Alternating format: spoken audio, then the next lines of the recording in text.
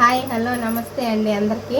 ఈరోజు కొబ్బరి చట్నీ ఎలా చేసుకోవాలో చూద్దాము. కావాల్సినవి కొబ్బరి, చింతపండు, పచ్చిమిరపకాయలు, ఉప్పు, అల్లం ముక్కలు, శనగలు, శనక్కాయ పప్పులు. ఇప్పుడు తయారీ చేసే విధానం. వేరుశనగ పప్పులు వేయించుకున్నామండి. ఫస్ట్ నూనె లేకుండా వేరుశనగ పప్పులు బాగా వేగాయి. ఇప్పుడు ఇవి ఒక ప్లేట్లో తీసుకున్నాము.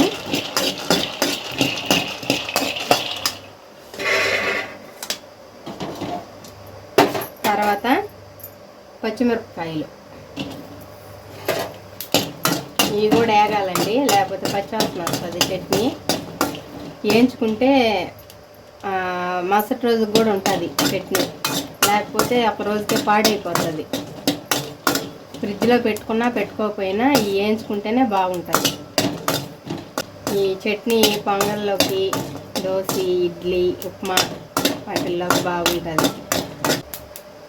ఇవి కొంచెం బాగా ఎర్రగా వేగాల. బాగా వేగాయండి. ఇప్పుడు అల్లం ముక్కలు, తర్వాత కొబ్బరి,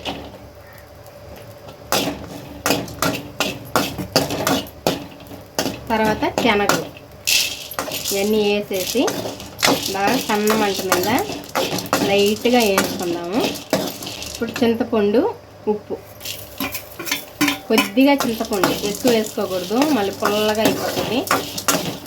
ఇప్పుడు పొయ్యి ఆపేసుకుందాము. ఇవి మిక్సీ పట్టుకున్నామండి. ఇప్పుడు వేయించి పెట్టుకున్నాం కదా శనక్కాయ పప్పులు, అవి మిక్సీ గిన్నెలో వేసుకున్నామండి. తర్వాత ఇవి పచ్చిమిరపకాయలు, కొబ్బరి, చింతపండు, ఉప్పు, అల్లం ముక్కలు, శనగలు అన్నీ వేసుకున్నాం కదా, అవి కూడా వేసేద్దాం.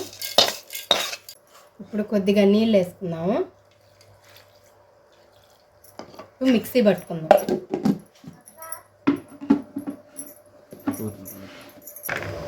బాగా మెరిగిపోయిందండి చట్నీ. ఇప్పుడు ఇది గిన్నెలో తీసుకుందాం.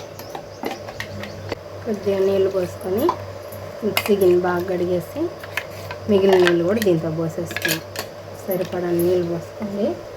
దోశలోకి, ఇడ్లీలోకి అద్దుకోవడానికి గట్టిగా ఉన్నా బాగుండదు, పలసగా ఉన్నా బాగుండదు, మీడియంగా ఉంటే బాగుంటుంది. ఇప్పుడు దీనికి పోపు పెట్టేసుకుందాము.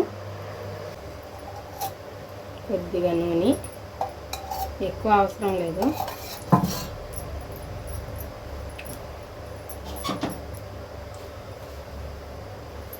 ఆవాలు,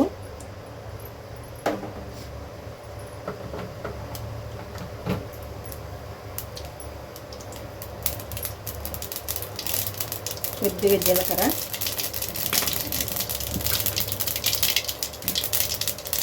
ఒక ఎండుమిరపకాయ తీసుకొని వేసుకోండి, బాగుంటుంది వాసనకు. కానీ ఎండుమిరపకాయ వేగితే వాసన బాగా వస్తుంది. కొద్దిగా కరివేపాకు,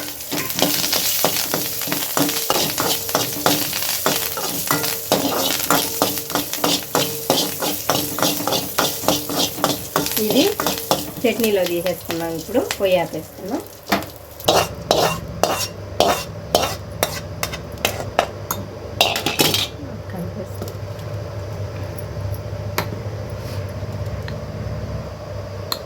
రెడీ, కొబ్బరి చట్నీ ఇడ్లీలోకి రెడీ అయిపోయిందండి.